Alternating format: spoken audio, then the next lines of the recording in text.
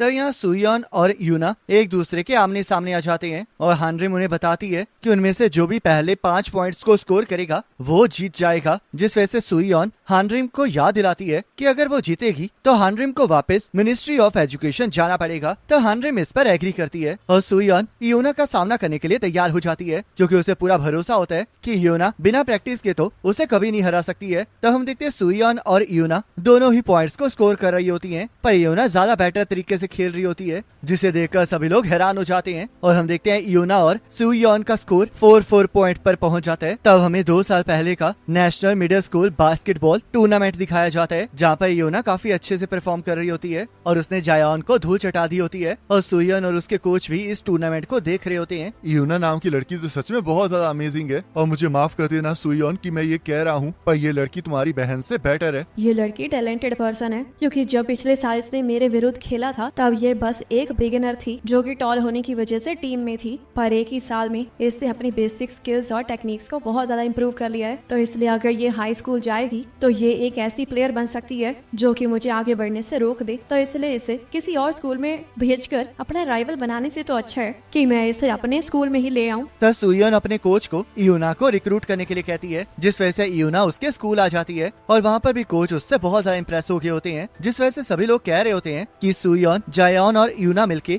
National sport festival में काफी अच्छा परफॉर्म करेंगी। यूना जब मेरे साथ होती है तब मेरी एंजाइटी और ज्यादा बढ़ जाती है और मुझे पूरा यकीन है कि ये प्रोफेशनल बन के रहेगी, और ऊपर से इसकी एज मेरे एज के अराउंड ही है और ये मेरे ही स्कूल से ग्रेजुएट होने वाली है। तो इसलिए अगर यूना प्रोफेशनल बनी तो मुझे बार बार इसके साथ कंपेयर किया जाएगा, जिस वजह से मुझे इसे ठिकाने लगाना ही पड़ेगा। तो सुयोन अपने कोच को यूना को प्रैक्टिस से दूर रखने के लिए कहती है और कोच इसका कारण पूछने लगते हैं, क्योंकि सुयोन ही यूना को स्कूल में लाई होती है। पर तभी सुयोन कोच को इस बात को लेकर ब्लैकमेल करने लगती है कि उन्होंने उन पेरेंट्स से रिश्वत ली है जिनको उन्होंने इस बार टीम में रखा है, तो इसलिए अगर वो उसकी बात नहीं मानेंगे तो वो सबको इसके बारे में बता देगी, जिस वजह से कोच को उसकी बात माननी पड़ती है। और यहाँ हम देखते हैं सुयोन के कहने पर जायन और उसके साथियों ने भी यूना को बुली करना स्टार्ट कर दिया होता है। यूना, अब तुम्हें इस चीज को छोड़ देना चाहिए, क्योंकि अब तुम चाह कर भी कुछ नहीं कर सकती हो, तो इसलिए अब हार मान लो और बास्केटबॉल को खेलना छोड़ दो और मेरे रास्ते से भी हट जाओ। तो यहाँ सुयोन यूना के ऊपर अटैक कर रही होती है, पर तभी यूना उसके हाथ से बॉल को छीन लेती है, जिस वजह से हानरिम उन दोनों को अपनी पोजीशन को चेंज करने के लिए कहती है ताकि यूना अटैक कर सके और सुयोन डिफेंस कर सके। आखिरकार ये सब कुछ कैसे हो सकता है? माना कि ये लड़की जीनियस है, पर ये बिना प्रॉपर प्रैक्टिस के मेरे जैसा कैसे खेल सकती है? ये तो सच में बहुत बकवास बात है। तब हमें यहाँ पर यूना का शेड्यूल दिखाया जाता है, जहाँ पर हम देखते हैं वो रोज 4:30 बजे उठ के बास्केटबॉल प्रैक्टिस करती होती है और जायन को इस बारे में कुछ भी नहीं पता होता, क्योंकि वो उस टाइम सो रही होती है और इसी प्रैक्टिस की वजह से यूना सुयोन को टक्कर दे पा रही होती है। तब हम देखते हैं यूना सुयोन के डिफेंस को तोड़ देती है और बास्केट करने के लिए आगे बढ़ने लगती है, जिससे कि सुयोन बहुत ज्यादा फ्रस्ट्रेट हो जाती है और यूना की तरफ बढ़ते हुए उसे बालों से पकड़ लेती है। यूना, आखिरकार तुमने मेरे कहने पर क्विट क्यों नहीं किया है? आखिरकार क्यों तुम इस चीज पर इतनी बुरी तरह से अड़ी हुई हो? तब हम देखते हैं यूना सुयोन को कपड़ों से पकड़ के उसे जमीन पर पटक देती है, जिसे देखकर सभी लोग हैरान हो जाते हैं और यूना सुयोन से पूछने लगती है कि क्या उसे सच में यूना के साथ ऐसा बर्ताव करना अच्छा लग रहा है, या फिर वो ये चाहती है कि यूना भी उसके साथ ऐसे ही बिहेव करे। तब हम देखते हैं यूना सुयोन की बाजू के ऊपर पैर रख देती है और उसके हाथ को मोड़ने लगती है।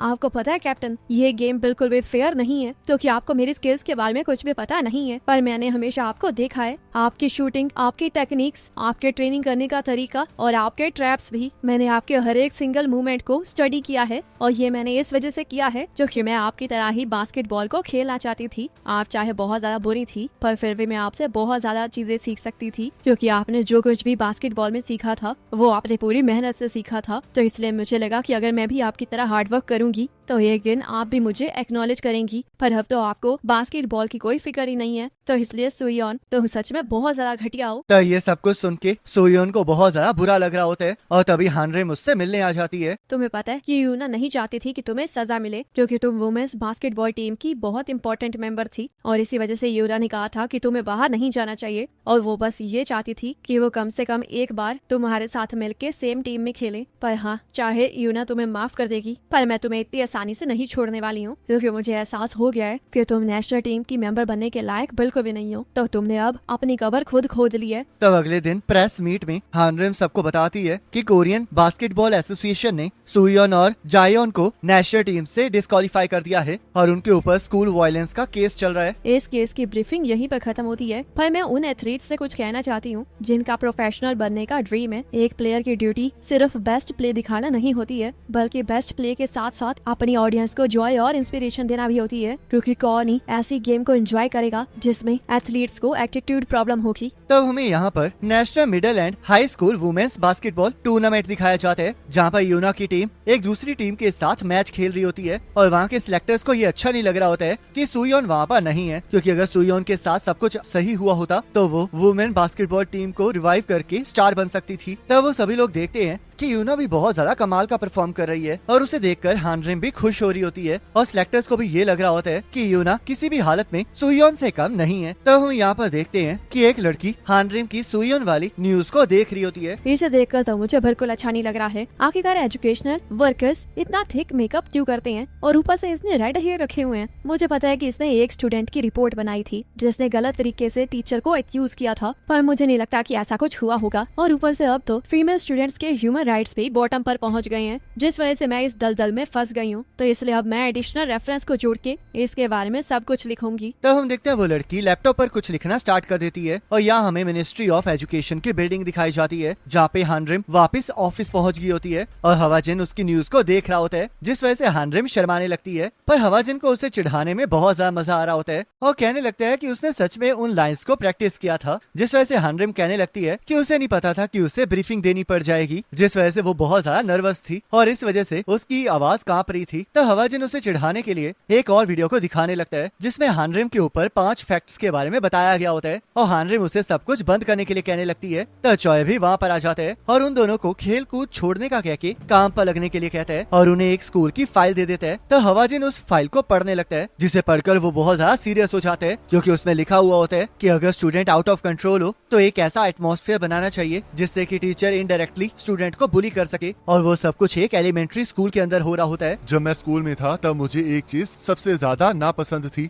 और वो ये थी कि स्टेट डिक्टेटरशिप के लिए लोगों का ब्रेन वॉश करती थी। एलिमेंट्री स्कूल के स्टूडेंट्स हमारी कंट्री की फाउंडेशन और फ्यूचर है, और अगर वहाँ पर ये ब्रेन वॉशिंग हो रही है तो एक मिनिस्टर होने के नाते मैं इसे रोक कर रहूंगा, क्योंकि मैं इसे बिल्कुल भी एक्सेप्ट नहीं कर सकता। तो जाओ अब और इस ब्रेन वॉश वाले टीचर को पकड़ लो। तो यहाँ हम देखते हैं एक पर्सन अपनी बच्ची की डायरी पढ़ रहा होता है, जिस वजह से वो बहुत ज्यादा सीरियस हो जाता है और अपने बॉस के फायर करने वाली धमकी को भी इग्नोर करके उस डायरी में सब कुछ पढ़ने लगता है, क्योंकि वहाँ पर उसकी बेटी ने लिखा होता है कि टीचर उसे डिस्क्रिमिनेटर बुलाती है और इसी वजह से उसकी क्लास के बच्चे भी उसे बुली कर रहे हैं। तो यहाँ हम देखते हैं कि बच्चे उस लड़की को बुली कर रहे होते हैं और जिस टीचर ने ये किया होता है उसे इसमें बहुत ज्यादा मजा आ रहा होता है। तो यहाँ हानरिम और हवाजिन भी उस एलिमेंट्री स्कूल के लिए निकल गए होते हैं। मुझे सच में ये सुन के बहुत ज्यादा गुस्सा आ रहा है। एक टीचर स्टूडेंट्स को ब्रेन वॉश कर रही है और ऊपर से उन्हें बुली भी कर रही है, तो फिर हमें उसे जल्द से जल्द ढूंढना पड़ेगा ताकि मैं उस टीचर को मार सकूं। हानरिम जरा शांत हो जाओ और अपनी आंखें रोड पर रखो, क्योंकि मेरे पास एक आइडिया है कि हम कैसे इस टीचर को बाहर ला सकते हैं। तब यहाँ वो टीचर कंप्यूटर में एक फाइल में कुछ लिख रही होती है और तभी उसे एक मैसेज आ जाता है, जिसमें दूसरी टीचर कह रही होती है कि उनकी एजुकेशन साइट को लीक हुए हफ्ता हो चुका है और चाहे मैनेजर ने उसे बंद कर दिया है, पर फिर भी बहुत से लोगों ने उसके बारे में ब्लू हाउस, नेशनल असेंबली और मिनिस्ट्री ऑफ एजुकेशन को बता दिया है। तब वो टीचर यांग दूसरी टीचर चांदनी से पूछने लगती है कि उन्होंने तो कुछ भी गलत नहीं किया है, तो आखिरकार वो उसे छुप छुप के मैसेज क्यों कर रही है। तो चांदनी उसे बताती है कि जो उन्होंने किया है लोग उसे ब्रेन वॉशिंग कह रहे हैं, जिस वजह से यांग कहने लगती है कि ये ब्रेन वॉशिंग नहीं है, बल्कि वो तो एक ऐसी दुनिया बना रही है जहाँ पर कोई भी डिस्क्रिमिनेशन ना हो। तो यांग अपनी क्लास को पढ़ाने के लिए जाने लगती है और तभी हानरिम और हवाजिन उससे मिलने आ जाते हैं और उसे खुशी खुशी बताते हैं कि वो TRPA से हैं, जिस वजह से यांग डर जाती है और पूछने लगती है कि क्या उससे कोई गलती हो गई है। आपसे कोई भी गलती नहीं हुई है। जब हम स्टूडेंट्स के साथ डील करते हैं तो वहाँ पर जेंडर डिस्क्रिमिनेशन का इशू आ जाता है और मुझे बताया गया है कि आप इस फील्ड की एक्सपर्ट हैं, तो क्या आप हमें कुछ लेसन लाइसेंस दे सकती हैं। ऐसी बात है, फिर तो आप बिल्कुल सही जगह पर आए हैं। तो चलिए फिर आप मेरे साथ क्लास को अटेंड कर सकते हैं। तो हानरिम को यकीन नहीं आ रहा होता कि हवाजिन का प्लान इतनी आसानी से काम कर गया है, क्योंकि उसे तो लगा था कि उसका प्लान बेकार है। तो यहाँ क्लास में एक लड़की फेरी और वुड कटर की कहानी पढ़ रही होती है, जहाँ पर फेरी के कपड़े गायब हो गए होते हैं और वुड कटर ने उसे कहा होता है कि अगर उसे कपड़े चाहिए तो उसे उसके साथ शादी करनी पड़ेगी। पर तभी वो लड़की अचानक से वायलेंट हो जाती है, क्योंकि फेरी ने वुड कटर के ऊपर हमला कर दिया होता है, जिसे सुनकर हानरिम भी हैरान हो जाती है, क्योंकि ओरिजिनल स्टोरी में ऐसा कुछ भी नहीं हुआ होता। और यांग उसे बताती है कि ट्रेडिशनल स्टोरी में डिस्क्रिमिनेशन थी, जो कि मॉडर्न एरा के लिए बिल्कुल भी ठीक नहीं थी, और इसलिए उसने मॉडर्न पर्सपेक्टिव के तौर पर उस कहानी को चेंज कर दिया है। तब हानरिम कहने लगती है कि मॉडर्न वे में पढ़ाना तो अच्छी बात है, पर उसे ट्रेडिशनल स्टोरीज को वैसे ही रहने देना चाहिए था, क्योंकि बच्चों ने तो उससे पहली बार सुना है, तो उन्हें पता ही नहीं है कि उसका मतलब क्या है। पर ये सुन के यांग अजीब सा मुंह बनाने लगती है और कहने लगती है कि वो कहानी डिस्क्रिमिनेशन से भरी हुई थी, जिन्हें बच्चों को बिल्कुल भी नहीं पढ़ना चाहिए। तो इसके बाद यांग बताने लगती है कि सॉकर में ज्यादा टीम मेंस की होती है, जो कि ये शो करता है कि प्लेग्राउंड सिर्फ बॉयज के लिए है, और एड्स में भी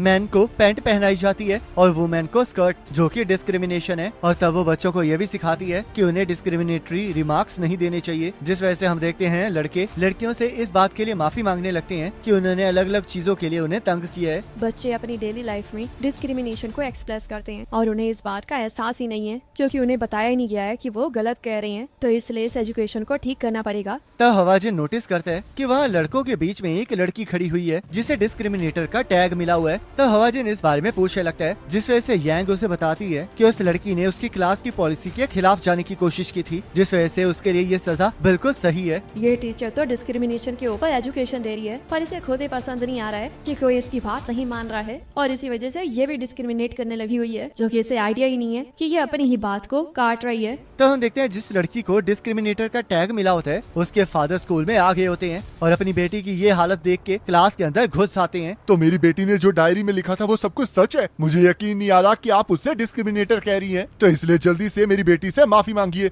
और उससे डिस्क्रिमिनेटर का टैग वापस ले लीजिए। हम अभी भी क्लास में हैं, जिस वजह से आप यहाँ से चले जाइए। आप टीचर है तो आपको तो कॉमन सेंस होनी चाहिए ना। आखिरकार कैसे आप एक नॉर्मल किड को ऐसे हैरेस कर सकते हैं। हर एक टीचर का टीचिंग मेथड अलग होता है, और मुझे तो समझ में ही नहीं आ रहा है कि आखिरकार आप किस कॉमन सेंस की बात कर रहे हैं। आप खुद ही देखिए कि आपने क्या किया है। आपने बिना अपनी बेटी की परमिशन से उसकी डायरी को देखा है, जिस वजह से आपने उसकी प्राइवेसी को इन्वेड किया है। पर लगता है ये इस वजह से है क्योंकि आप एक सिंगल डैड है, जिसे पता ही नहीं है कि एक बेटी को पाला कैसे जाता है। और लगता है आपकी इन्हीं हरकतों की वजह से आपकी बीवी ने आपको डाइवोर्स दिया है। तो ये सुन के उस पेरेंट को गुस्सा आ जाता है, जिस वजह से वो यांग के ऊपर हमला कर देते हैं। पर तभी हवाजिन उस बंदे को रोक देता है। अगर तुम इसे थप्पड़ मारोगे तो तुम लॉ को तोड़ोगे और टीचर राइट्स के अगेंस्ट चले जाओगे, जिस वजह से ये काम हम पर छोड़ दो, क्योंकि इसमें हम एक्सपर्ट हैं। तो यांग ये देख के बहुत ज्यादा हैरान होती है कि हानरिम ने उससे थप्पड़ मारा है, जिस वजह से वो इसका कारण पूछने लगती है। हमें बताया गया है कि आप किड्स को एक्सट्रीम इंडोक्ट्रिनेशन प्रोवाइड करती हो, और यहाँ आकर हमें पता चला है कि आपका जो पढ़ाने का तरीका है वो सिर्फ आपके लिए ही सही है। और वैसे भी आप उस पेरेंट के साथ रूड बिहेव कर रही हैं, जिसने आपकी गलती को सामने लाया है, जिस वजह से आपने लाइन को और भी ज्यादा क्रॉस कर दिया है। मैं ये मानती हूँ कि मैं इस लड़की के फादर से रूड बिहेव कर रही थी, पर आखिरकार आपका इंडोक्ट्रिनेशन से क्या मतलब है? इंडोक्ट्रिनेशन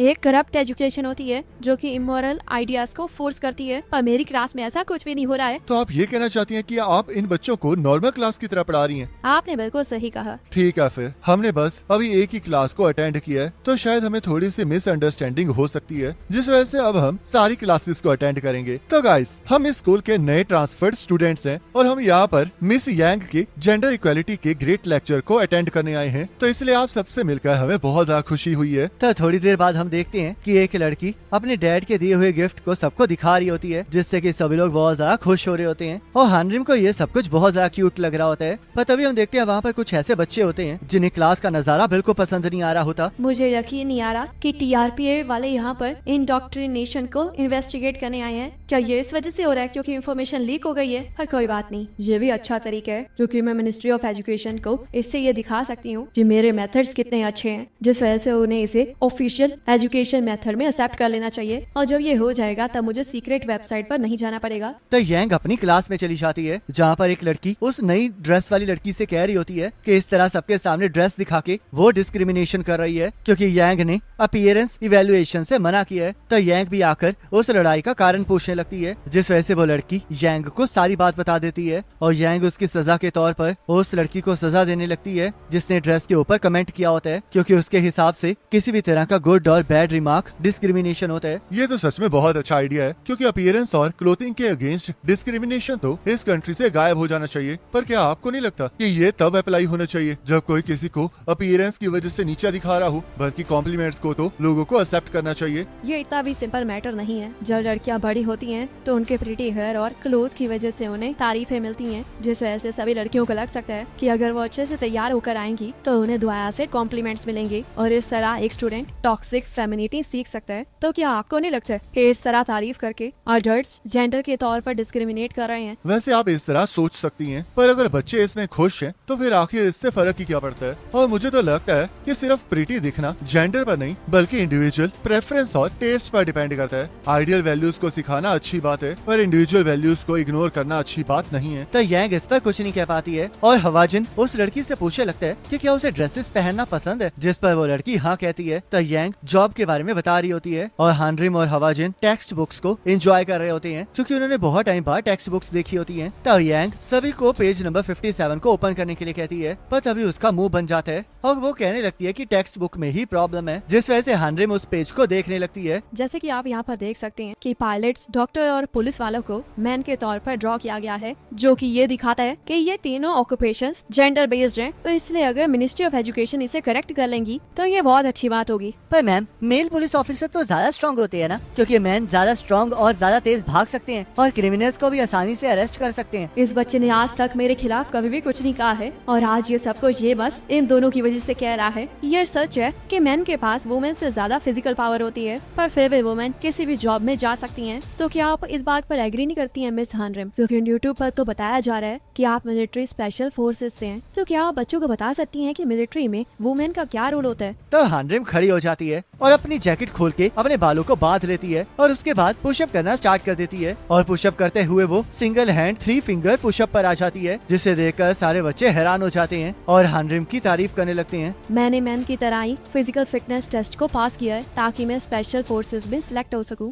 और मेरी वर्क परफॉर्मेंस टॉप लोगों में रही है और मैं मार्शल आर्ट की फील्ड में भी टॉप कर रही हूँ, जिस वजह से मुझे लगता है कि मिलिट्री में फीमेल रोल नहीं है बल्कि वहाँ पर सिर्फ एक ही रोल है और वो है एक सोल्जर का। तो इसलिए मुझे लगता है कि बाकी जॉब्स में भी सेम ही हाल है। तो ये सुन के यांग बहुत ज्यादा फ्रस्ट्रेट हो जाती है और हम देखते हैं ऐसे ही मल्टीपल क्लासेस में हवाजिन और हानरिम उसे टोकना स्टार्ट कर देते हैं, जिस वजह से बच्चों को इसमें बहुत ज्यादा मजा आ रहा होता है, पर यांग को इसमें बहुत ज्यादा गुस्सा आ रहा होता है। तो यहाँ यांग कुछ बच्चों के साथ रेस्टोरेंट में गई होती है और उन बच्चों को ये बिल्कुल भी पसंद नहीं आ रहा होता कि सारे बच्चे टीआरपीए की साइड ले रहे हैं और यांग के खिलाफ खड़े हो रहे हैं और इस वजह से वो टीआरपीए को क्रिटिसाइज कर रहे होते हैं। तब हमें कुछ टाइम पहले का सीन दिखाया जाता है जहाँ पर यांग के ग्रुप वालों को भी पता लग जाता है कि टीआरपीए उनके स्कूल आ चुकी है, जिस वजह से उन्हें इसकी फिक्र होने लगती है कि यांग टीआरपीए को उस ग्रुप के बारे में ना बता दे और इसलिए एक पर्सन यांग को कुछ दिनों के लिए शांत रहने के लिए कहती है। पर तभी एक पर्सन कहता है कि ये टाइम चुप रहने का नहीं है बल्कि सबको ये बताने का है कि उनके पढ़ाने का तरीका बिल्कुल सही है। तो यांग उस चीज पर रिप्लाई करने लगती है क्योंकि उसे भी अपनी टीचिंग मेथड पर डाउट हो रहा होता है। पर तभी उस ग्रुप के मेंबर्स कहने लगते हैं कि वो यांग के साथ हैं और वो जो कुछ भी कर रही है वो स्टूडेंट्स को बचाने के लिए है, जिस वजह से वो हार नहीं मान सकती है। ये लोग बिल्कुल सही कह रहे हैं, मैं इस तरह हार नहीं मान सकती हूँ क्योंकि हम लोग बिल्कुल भी गलत नहीं है। तब हम देखते हैं यांग अपने प्लान के अकॉर्डिंग उन बच्चों को कुछ करने के लिए कहती है और अगले दिन क्लास में एक बच्ची यांग के खिलाफ बोलने लगती है क्योंकि यांग उन्हें सिखा रही होती है कि जो रेस्ट रूम के साइंस हैं वो जेंडर डिस्क्रिमिनेशन करते हैं, जिस वजह से उन साइंस को सेम होना चाहिए। पर वो स्टूडेंट कहने लगती है कि अगर साइंस सेम हो जाएंगे तो कोई भी जल्दबाजी में किसी भी बाथरूम में घुस सकता है। तो यांग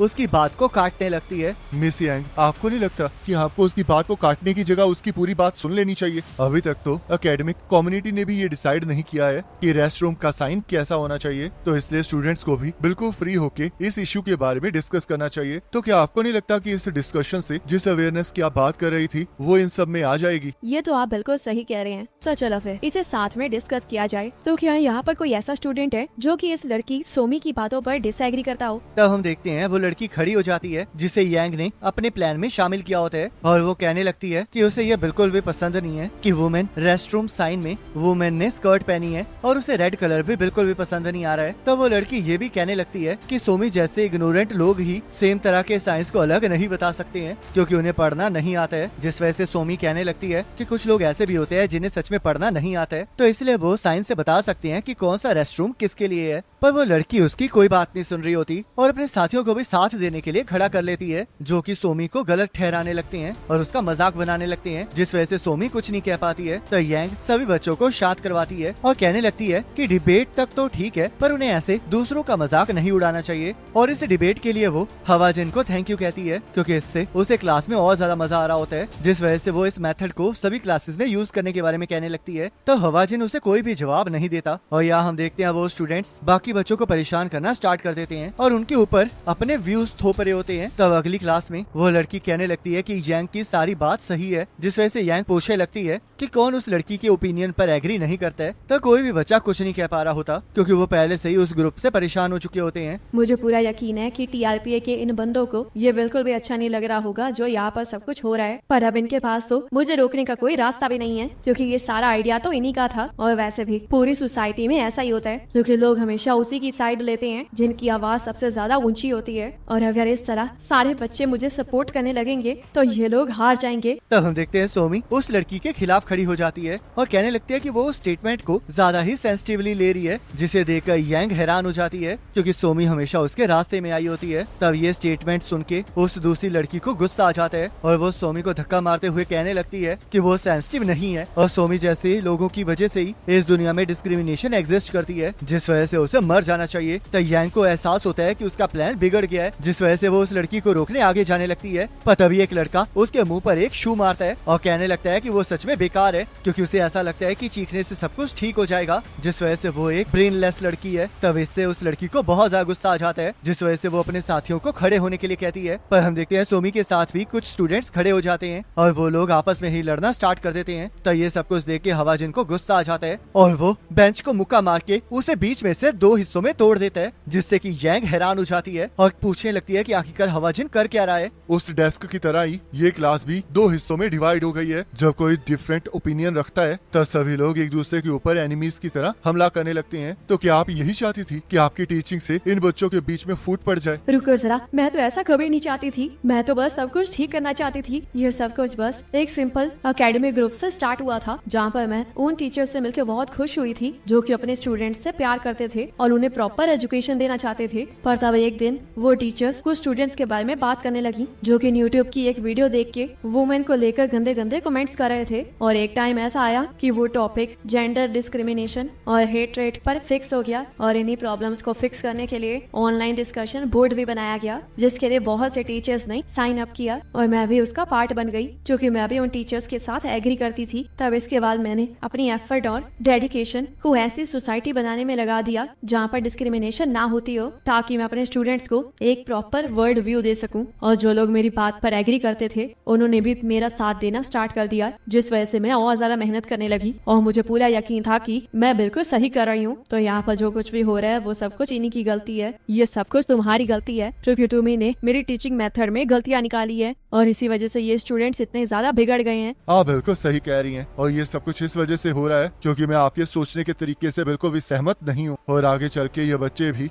ऐसे बच्चों से मिलेंगे जिनके डिफरेंट ओपिनियंस होंगे। एक ह्यूमन बीइंग के तौर पर हर एक एज में हर एक पर्सन की अलग अलग वैल्यूज होती हैं और कोई भी किसी से भी सुपीरियर नहीं होता है। पर आप इन बच्चों को ये सिखा रही हैं कि इनके आइडियाज सुपीरियर हैं, जिस वजह से ये बाकी बच्चों को भी अपने आइडियाज पर एग्री करने पर फोर्स कर रहे हैं और अगर कोई भी इनकी बात नहीं मानता है तो ये उनका मजाक उड़ाने लगती हैं। और अब तो देखिए इन लोगों ने अपने आप को जस्टिफाई करने के लिए एक ग्रुप भी बना लिया है और जो लोग इनके खिलाफ खड़े हैं उन्होंने भी अपना ग्रुप बना लिया है। तो क्या आप सच में एक ऐसी सोसाइटी क्रिएट करना चाहती थी जहाँ पर सभी लोगों के बीच में फूट पड़ जाए और वो एक दूसरे के खिलाफ लड़ते रहे? नहीं, हम लोग ऐसा कुछ भी नहीं कर रहे थे। क्या आपने अभी अभी कहा हम लोग? तो क्या आप ये कहना चाह रही हैं कि इसमें और भी टीचर्स शामिल हैं जो कि इसी तरह के एजुकेशन मेथड का इस्तेमाल कर रहे हैं? तो यांग इसके लिए मना करने लगती है और एक टीचर उनकी बातों को सुनकर टेंशन में आ गई होती है क्योंकि उसे लग रहा होता है कि कहीं उसका नाम बाहर ना आ जाए। तब हवाजिन मुस्कुराने लगता है। मैं आपकी जेंडर इक्वेलिटी वाली चीज के खिलाफ नहीं हूँ, बस मुझे आपके पढ़ाने का मेथड गलत लगता है। और अगर आप ये जानना चाहती हैं कि इसका सही तरीका क्या है, तो सोमी यहाँ पर आपको सब कुछ बता सकती है। सोमी, तुम्हारे ओपिनियन अपने टीचर से अलग है ना? तो चलो फिर अब सबको बताओ कि आखिरकार तुम्हारे ओपिनियंस है क्या। तब सोमी सबके सामने चली जाती है ताकि वो जेंडर इक्वेलिटी पर सबको अपने थॉट्स बता सके। एक जनरल फाउंडेशन के हिसाब से मैन और वुमेन को इक्वल राइट्स मिलने चाहिए और उन दोनों को एक दूसरे के साथ रिस्पेक्टफुली कम्युनिकेट करना चाहिए। तो फिर अब मैं आपको इसके रिलेटेड और भी कुछ पॉइंट्स बता देती हूँ। पहला पॉइंट तो ये है कि अगर कोई वुमेन है तो लोगों को ये नहीं समझना चाहिए कि वो वीक है, और अगर कोई मैन है तो इसका मतलब ये नहीं है कि वो स्ट्रांग है। दूसरा पॉइंट ये है कि किसी को भी कपड़ों के रिलेटेड मैन या फिर वुमेन का मजाक नहीं उड़ाना चाहिए। तीसरा पॉइंट ये है कि हमें हमेशा उस साइड को चुनना चाहिए जो कि सही है, ना कि ये कहना चाहिए कि मैन को मैन की साइड लेनी चाहिए और वुमेन को वुमेन की।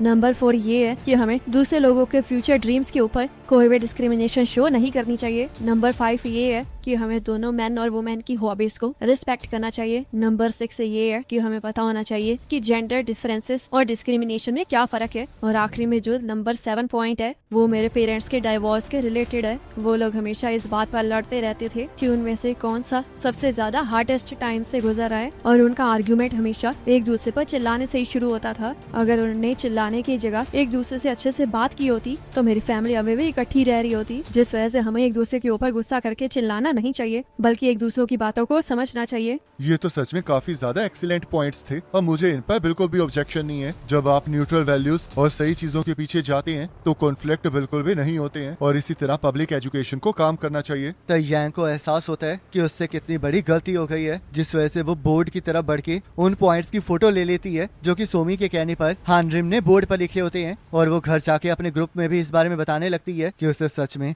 अपने स्टूडेंट पर गर्व है, जिस वजह से उन्हें इसे भी अपने करिकुलम में ऐड करना चाहिए। पर तभी वो देखती है कि जिस ग्रुप में वो है उसमें सिर्फ 2 ही मेंबर्स रह गए हैं, और दूसरी मेंबर उसे बताती है कि चाहे वो मिनिस्ट्री ऑफ एजुकेशन के साथ लड़ते हुए अच्छा काम कर रही है, पर सभी ने ये डिसाइड किया है कि उसकी उस ग्रुप में कोई जगह नहीं है, और उन्होंने ये सब कुछ स्टूडेंट्स के लिए किया है। जिसे पढ़कर यांग बहुत ज्यादा शॉक हो जाती है और अपने लैपटॉप को बंद कर देती है। तब हम देखते हैं अगले दिन यांग ने अपना रेजिग्नेशन लेटर दे दिया होता है, क्योंकि उसे एहसास हो गया होता है कि उसका टीचिंग मेथड कितना ज्यादा गलत है। पर हानरिम को ये बिल्कुल भी पसंद नहीं आ रहा होता, और उसे लग रहा होता है कि ये सब कुछ यांग ने इसलिए किया है ताकि ग्रुप के और कोई भी लोग पकड़े ना जाएं। पर तभी हवाजिन को कुछ एहसास होता है और वो हानरिम को बताता है कि उसे गुस्सा करने की कोई जरूरत नहीं है, क्योंकि यांग ने उनके लिए एक तोहफा छोड़ा है। और हम देखते हैं उस रेजिग्नेशन लेटर के एनवलप में एक SD कार्ड भी होता है। तब यहाँ यांग ने जो SD कार्ड दिया होता है, TRPA उस इंफॉर्मेशन को पब्लिक कर देती है। TRPA की इन्वेस्टिगेशन के बाद एलिमेंट्री स्कूल स्टूडेंट्स की ब्रेन वॉशिंग ने पूरे इंटरनेट पर कंट्रोवर्सी छेड़ दी है, और अब एक एलिमेंट्री स्कूल के टीचर मिस यांग ने अपने रेजिग्नेशन लेटर के साथ साथ एक SD कार्ड भी दिया है, जिसके अंदर ब्रेन वॉशिंग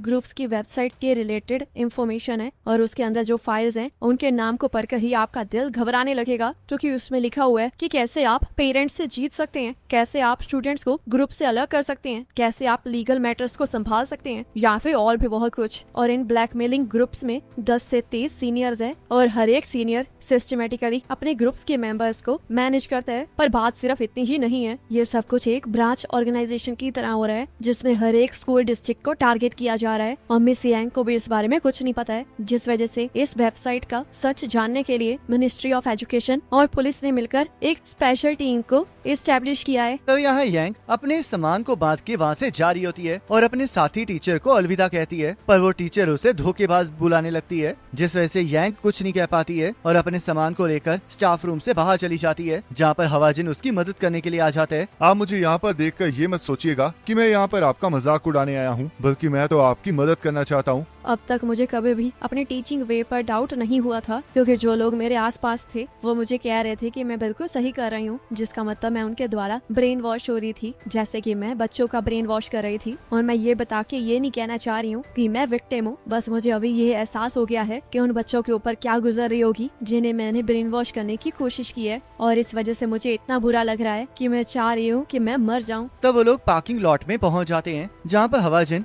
यांग से पूछने लगता है कि क्या वो आखिरी बार अपने स्टूडेंट्स को गुड बाय नहीं कहेगी। पर यांग कहने लगती है कि वो इतनी भी शेमलेस नहीं है कि वो उनके सामने जाए जिनकी उसने जिंदगी को खराब कर दिया है, तो इसलिए उसका वहाँ से गायब हो जाना ही सबके लिए सही है। तब हवाजिन यांग से कहता है कि उसे अभी भी बच्चों से बहुत कुछ सीखने की जरूरत है। और हम देखते हैं वहाँ पर यांग से मिलने सोमी और सीओ आ जाती है और वो उसके लिए एक लेटर लाई होती है जिसे पूरे क्लास के बच्चों ने लिखा होता है। तब हम देखते हैं उसमें बहुत से बच्चों ने यांग को वापस आने के लिए कहा होता है, पर कुछ बच्चों ने यांग को क्विट करने के लिए कहा होता है, जिसे बाकी बच्चों ने काट दिया होता है। और सोमी ने भी वहाँ पर लिखा होता है कि वो इस चीज से बहुत ज्यादा खुश है कि यांग ने उसे इक्वालिटी के बारे में सिखाया है। तब यांग उन दोनों को गले लगा लेती है और उनसे रोते हुए माफी मांगने लगती है। तब हमें पता चलता है कि हवाजिन ने यांग के इन्वेस्टिगेशन में कोऑपरेट करने की वजह से और अपनी गलतियों को मानने की वजह से उसके रेजिग्नेशन लेटर को रिजेक्ट कर दिया होता है। पर डिसिप्लिनरी कमेटी ने मिस यांग को 3 महीने के लिए सस्पेंड कर दिया होता है। और उसके बाद मिनिस्ट्री ऑफ एजुकेशन ने पूरे नेशन में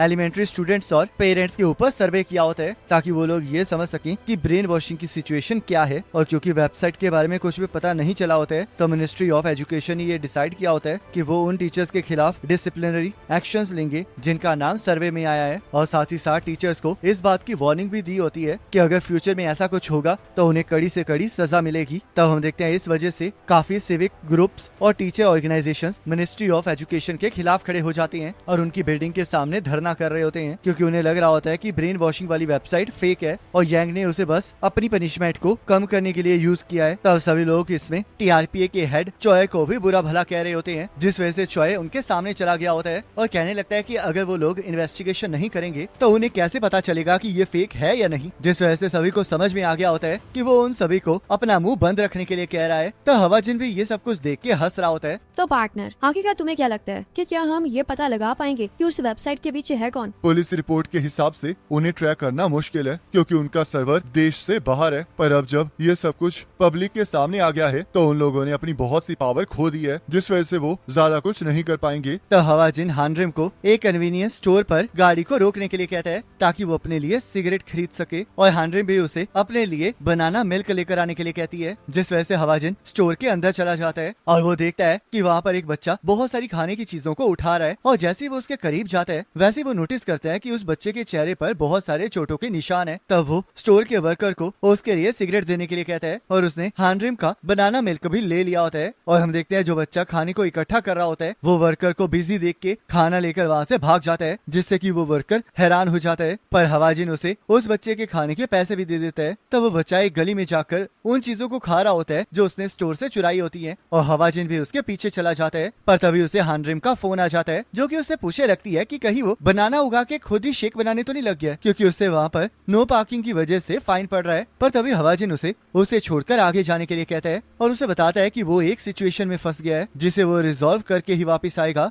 तब उस बच्चे के गले में ब्रेड का टुकड़ा फंस जाता है, जिस वजह से हवाजिन उसे बनाना मिल्क शेक दे देता है ताकि वो ब्रेड का टुकड़ा आसानी से उसके गले से नीचे जा सके और वो बच्चा बिना कुछ कहे उस मिल्क शेक को पीने लगता है। वैसे बच्चे, क्या तुम्हारे पेरेंट्स तुम्हें खाना नहीं देते हैं? और आखिरकार तुम्हारे चेहरे का ये हाल किसने कर दिया है? चिंता मत करो, तुम मुझे सब कुछ बता सकते हो क्योंकि मैं यहाँ पर तुम्हारी मदद करने ही आया हूँ। तब वो बच्चा हवाजिन की एक भी बात नहीं सुनता है और वहाँ से भाग जाता है, जिस वजह से हवाजिन भी उसका पीछा करने लगता है। पर तभी हम देखते हैं वो बच्चा एक लड़की से टकरा गया होता है। ये तुम ही हो ना मिन्सियो? क्या तुमने मुझे पहचाना नहीं? मैं तुम्हारी टीचर थी। एक्सक्यूज मी मैम, क्या आप इस बच्चे को जानती हैं? बिल्कुल, मैं इसकी प्री स्कूल टीचर थी। और आखिरकार आप कौन है? तो हवाजिन उसे कन्वीनियंस स्टोर वाली सारी बात को बता देता है, जिस वजह से यू को इस बात से बहुत ज्यादा अफसोस हो रहा होता है कि मिन्सियो अभी भी इन चीजों से गुजर रहा है। जिस वजह से हवाजिन उसे सब कुछ एक्सप्लेन करने के लिए कहने लगता है और पूछने लगता है कि क्या उस बच्चे को उसके घर में मारा पीटा जा रहा है। मिन्सियो ने इस ईयर के स्टार्ट में प्री स्कूल को ज्वाइन किया था और जैसे कि 6 साल के बच्चे बहुत ज्यादा एक्टिव होते हैं, पर मिन्सियो बहुत ज्यादा शांत था और वो दूसरे बच्चों के साथ भी नहीं खेलता था, जिस वजह से मैं उसके ऊपर नजर रखती थी। तब एक दिन खाना खाते टाइम उसे बहुत ज्यादा खांसी होने लगी और उसके मुंह से खून निकलने लगा, जिस वजह से मैंने मिन्सियो की मांग को फोन कर दिया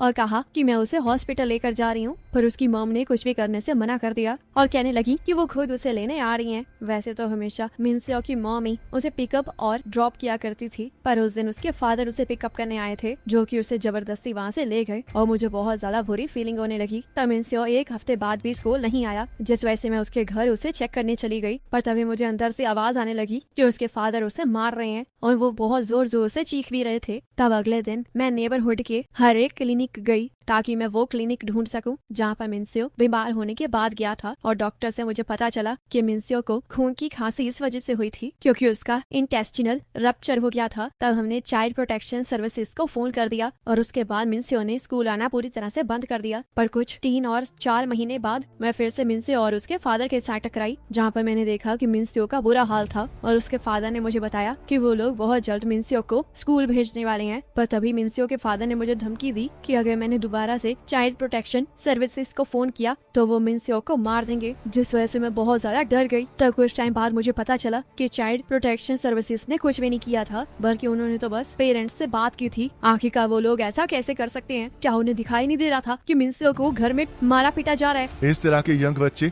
अच्छे से कम्युनिकेट नहीं कर पाते हैं, जिस वजह से चाइल्ड प्रोटेक्शन सर्विसेज को पेरेंट्स की स्टेटमेंट के ऊपर ही काम करना पड़ता है। और क्योंकि इन एजेंसीज के पास ज्यादा पावर नहीं होती है और इनकी पे भी बहुत ज्यादा कम होती है, तो बहुत से लोग 2 साल के अंदर अंदर ही इस जॉब को क्विट कर देते हैं, जिस वजह से इसके अंदर कोई भी एक्सपीरियंस्ड पर्सन नहीं होता है। आखिरकार आपको इस फील्ड के बारे में इतना कैसे पता है और आप कुछ जाने पहचाने की लग रहे हैं? वो इस वजह से क्योंकि मैं TRPA के लिए काम करता हूँ। मैंने आपके बारे में न्यूज में बहुत कुछ सुना है। आप तो उस एजेंसी से है ना जो कि स्कूल वायलेंस के साथ डील करती है, तो आपको कुछ न कुछ तो जरूर करना होगा, क्योंकि अगर हमने कुछ भी नहीं किया तो मिनसेओ के साथ और भी बहुत कुछ बुरा होगा। प्लीज मिनसेओ की मदद कीजिए। मुझे माफ कीजिएगा, पर ये चीज मेरी ज्यूरिडिक्शन से बाहर है। TRPA मिनिस्ट्री ऑफ एजुकेशन को डायरेक्ट रिपोर्ट देती है, जिस वजह से जब पब्लिक एजुकेशन की बात आती है तब हमारे पास बहुत ज्यादा अथॉरिटी है। पर चाइल्ड अब्यूज और डोमेस्टिक वायलेंस पुलिस और ministry of health and welfare के अंडर आते हैं, जिस वजह से मेरा डिपार्टमेंट इसमें कुछ नहीं कर सकता है। मैं इस बात को समझ रही हूँ, क्योंकि हमारा प्री स्कूल भी ministry of health and welfare के अंडर ही आता है। चलिए फिर अब हमें इस बच्चे को इसके घर छोड़ना होगा, क्योंकि अगर हम बिना इसके पेरेंट्स की परमिशन के इसे अपने पास रखेंगे तो हमारे ऊपर किडनैप करने के चार्जेस भी लग सकते हैं। तो इसलिए मैं इसे घर लेकर जा रहा हूँ। क्या आप मुझे इसका एड्रेस दे सकती हैं? और वैसे भी सर्कमस्टांसिस के हिसाब से मुझे नहीं लगता कि आपको इसे लेकर इसके घर जाना चाहिए। तयू इस बात को समझ जाती है और हवाजिन मिनसेओ को लेकर उसके घर जाने लगता है और वो सोच रहा होता है कि उसे इसके बारे में पुलिस को बताना चाहिए। पर तभी वो अपना इरादा बदल देता है और मिनसेओ के घर जाके बार बार घंटी बजाना स्टार्ट कर देता है, जिस वजह से मिनसेओ का फादर गुस्से में दरवाजे से बाहर आ जाता है और उसे इतनी बार बेल को बजाने से मना करके पूछने लगता है कि आखिरकार वो कौन है। तो हवाजिन उसे बताने लगता है कि वो TRPA से है, पर उसे इतना ज्यादा गुस्सा आ रहा होता है कि वो उसे अपनी आइडेंटिटी नहीं बताता है। तब मिनसेओ का फादर मिनसेओ को हवाजिन के साथ देखकर उसके बारे में पूछने लगता है, जिस वजह से हवाजिन उसे बताता है कि मिनसेओ अकेले ही घूम रहा था, तो इसलिए वो एड्रेस पूछ के उसे वहाँ पर ले आया है। तब मिनसेओ के फादर को इस बात पे गुस्सा आने लगता है कि मिनसेओ चुपके से घर से बाहर निकल गया था, जिस वजह से वो उसके बाल पकड़ के उसे अंदर लाने लगता है। वैसे मैंने ये नोटिस किया कि इसके फेस पर बहुत सारी चोटों के निशान हैं, और जब मैंने इसे खाना दिया था तो वो उसे च्यू भी नहीं कर पा रहा था, जिस वजह से मुझे लगता है कि शायद इसने बहुत दिनों से खाना भी नहीं खाया है। तो गधे, क्या तुम इसके बारे में कुछ कहना चाहोगे? क्या तुम पुलिस हो या फिर कुछ और, या फिर चाइल्ड प्रोटेक्शन सर्विसेज से आए हो?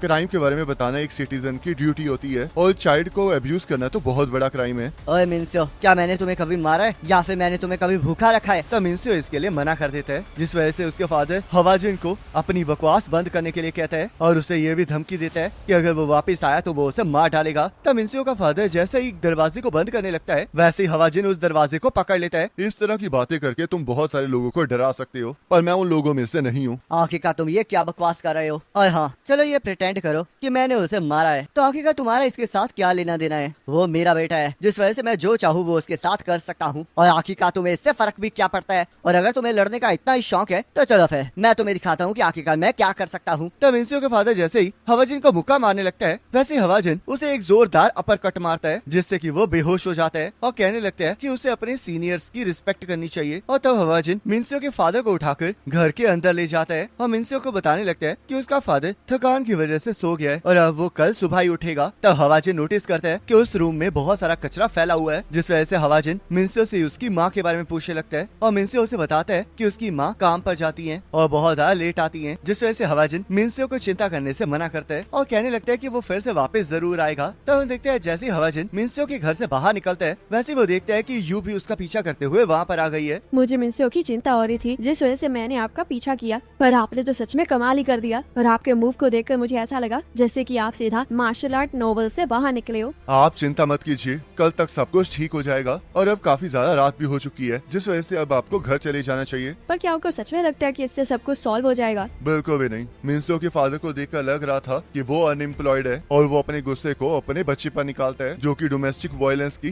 टेक्स्ट बुक केस है। और मैं इसकी गारंटी दे सकता हूँ कि वो जैसे ही उठेगा वैसे ही वो ये सब कुछ करना फिर से स्टार्ट कर देगा। और डोमेस्टिक वायलेंस इसी तरह काम करती है, जिसे रोकने का कोई रास्ता नहीं है और हमें इसी के साथ आगे बढ़ना पड़ता है। तो हवाजिन को वहाँ के इलेक्ट्रिक मीटर्स को देखकर एक आइडिया आता है और हम देखते हैं अगले दिन जैसे मिन्सियो के फादर को होश आता है, वैसे ही वो देखता है कि मिन्सियो खाना खा रहा है, जिस वजह से वो मिन्सियो से इस बारे में पूछने लगता है। और मिन्सियो उसे बताता है कि जो पर्सन कल आया था वो उनके लिए खाना लाया है। और हम देखते हैं हवाजिन ने खाने के साथ ही एक नोट भी भेजा होता है और मिन्सियो के फादर को और ज्यादा ताकतवर होने के लिए कहा होता है। तब मिन्सियो का फादर उस खाने को गुस्से में नीचे फेंक देता है और मिन्सियो के ऊपर हमला करते हुए उससे पूछने लगता है कि आखिर का हवाजिन कहाँ पर है। तो अचानक से उससे जोर जोर से गाने की आवाज आने लगती है, जो कि उसके साथ वाले कमरे से आ रही होती है, जिसे अभी अभी किसी ने रेंट पर लिया होता है। और मिन्सियो का फादर उस घर के बाहर जाके अपने नेबर्स को म्यूजिक को बंद करने के लिए कहने लगता है, पर दरवाजा खुलते ही वो बहुत ज्यादा हैरान हो जाता है, क्योंकि हम देखते हैं हवाजिन वहाँ पर शिफ्ट हो चुका होता है और उससे पूछने लगता है कि आखिर का उसे खाना कैसा लगा। रुको जरा, आखिर का तुम यहाँ पर क्या कर रहे हो? मैंने सुना है कि पिछले 1 साल में तुम्हारी वजह से यहाँ के सारे किराएदार छोड़ गए हैं, जिस वजह से मुझे इस रूम का काफी कमाल का प्राइस मिला है। और तुम तो सच में काफी कमाल के बंदे निकले, क्योंकि तुम्हारी वजह से तो इतना रेंट कम हो गया है। तब मिन्सियो का फादर फिर से हवाजिन के ऊपर हमला कर देता है, जिस वजह से हवाजिन उसकी बाजू को पकड़कर उसे दीवार के साथ चिपका देता है। तुम सच में सब कुछ अपने मुक्कों से ठीक करने की कोशिश करते हो। मैं सही कह रहा हूँ ना डोंगचोल? आखिर का तुम्हें मेरा नाम कैसे पता है? मेरे पास भी कुछ सोर्सेज हैं। तो चलो डोंगचोल, अब जरा ध्यान से सुनो। मैं नेबर की नॉइसेस को लेकर बहुत ज्यादा सेंसिटिव हूँ और अगर कोई बच्चा रो रहा हो तो मैं पागल ही हो जाता हूँ, जिस वजह से अब जरा शांति रखना। तो थोड़ी देर बाद डोंगचोल अपने कंप्यूटर में गेम खेल रहा होता है और बहुत जोर जोर से चीख रहा होता है, क्योंकि वो एक मिशन को पूरा करना चाह रहा होता है और उसने मिन्सियो को गले से बांध दिया होता है, जिस वजह से मिन्सियो उसे बता रहा होता है कि उसका गला दर्द कर रहा है और उससे वादा कर रहा होता है कि अब वो कहीं भी बाहर नहीं जाएगा। पर डोंगचोल उसकी कोई बात नहीं सुन रहा होता और हम देखते हैं अचानक से उसका मिशन फेल हो जाता है,